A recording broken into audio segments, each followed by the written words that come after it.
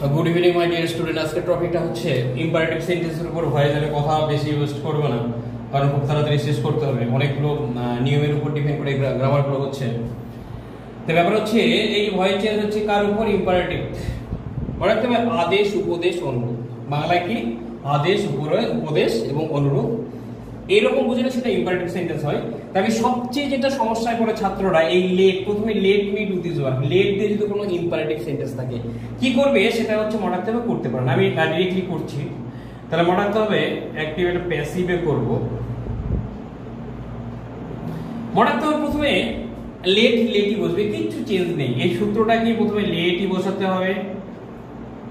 এবার হচ্ছে মনে রাখতে হবে অবজেক্ট কি, ঠিক আছে? তাহলে দিস, তাহলে মনে রাখতে হবে আমরা বলছি এই দিসটা হচ্ছে অবজেক্ট, ঠিক আছে? লেট মি, আমাকে, ঠিক আছে? আর এই মিটা হচ্ছে অবজেক্ট হলো কিন্তু সাবজেক্ট হিসেবে কিন্তু এখানে ব্যবহার হয়েছে, সাবজেক্ট এটা হচ্ছে। ওকে, তো নিয়মটা লেট থাকলে ভয়ের কিছু বাগ না খাবে না কামড়ে, অসুবিধা নেই। তাহলে লেট অবজেক্টের কাজ আমি আগে করব, আমি নাম্বারিং করে নিলাম। তাহলে লেট অবজেক্ট করব, এই সূত্র এই যে এখানে লিখে দিয়েছি, লেট তারপর অবজেক্ট বসাবে অবশ্যই দিস। Okay, let this. এবার একটা মনে রাখতে হবে বি ভার্ব, যেহেতু এটা প্রেজেন্ট ফর্ম, লেট, হ্যাঁ দিস, ঠিক আছে?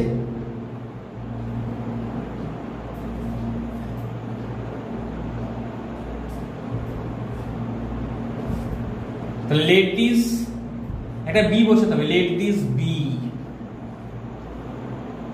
বি ভার্ব নয়, বি বসাতে হয় এখানে, বি একটা বসাবে। তাহলে লেট দিস বি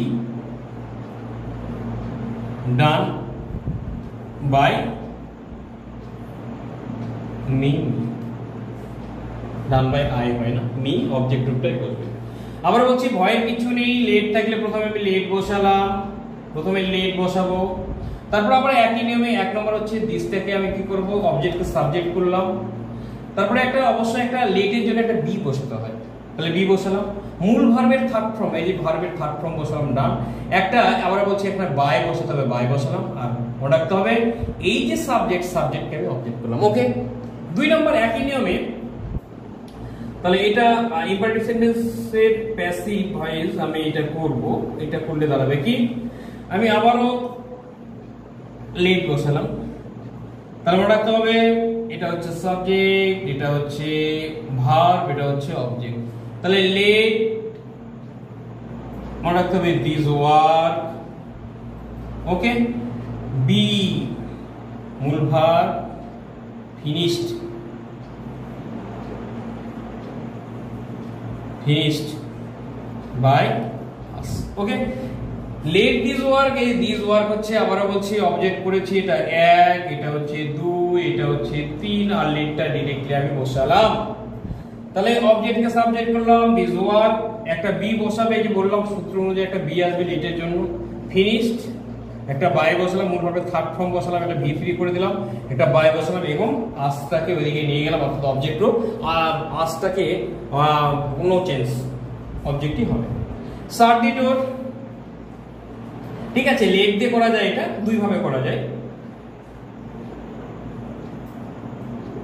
প্যাসিভটা দেখবে, তাহলে লেট দিয়ে করবে, লেট ইট। আচ্ছা, লেট এবার অবজেক্টটা করবে, লেট দ্য ডোর বি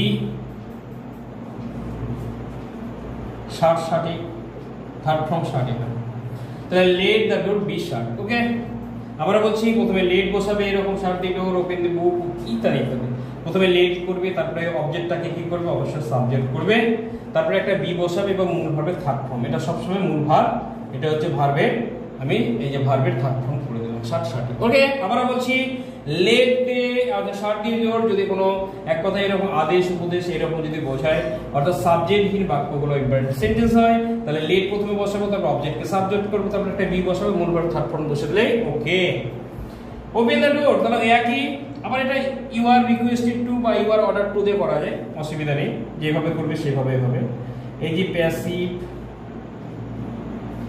তাহলে লেট দিয়ে করছি, লেট, ঠিক আছে, তাহলে লেট দা বুক, ঠিক আছে, একটা বি বসবে, এটা ভার্বটা কি করব, থার্ড ফর্ম বসে দেব, এটা হচ্ছে অবজেক্ট, বি ওপেন, ওপেন, ওকে। এটা অন্য নিয়মে করা যায়, তো ইউ আর রিকোয়েস্টেড টু বা ইউ আর অর্ডার টু বলে, ঠিক আছে, ওপেন দা বুক বা ওপেন দা ডোর ইত্যাদি করা যায়, এটাও করা যাবে। ইউ আর রিকোয়েস্টেড টু বা ইউ আর, হ্যাঁ বলছে অর্ডার টু শর্ট দি ডোর, যা আছে তাই, এইভাবে এটাও রাইট হয়। তবে এটা দিয়ে সোজা, এটা দিয়ে সবাই করে ইম্পারেটিভ সেন্টেন্সে লেট দিয়ে।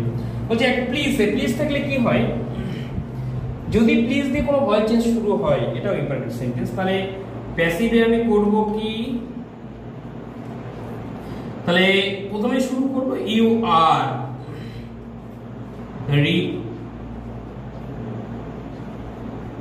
রিকোয়েস্টেড, প্রথমে কি বললাম, প্লিজ দিয়ে শুরু করলে ইউ আর রিকোয়েস্টেড শুরু করব, তাহলে প্লিজ থাকলে কি ইউ আর রিকোয়েস্টেড টু, ঠিক আছে, ইউ আর রিকোয়েস্টেড, তাহলে টু কি বলা হচ্ছে, ডু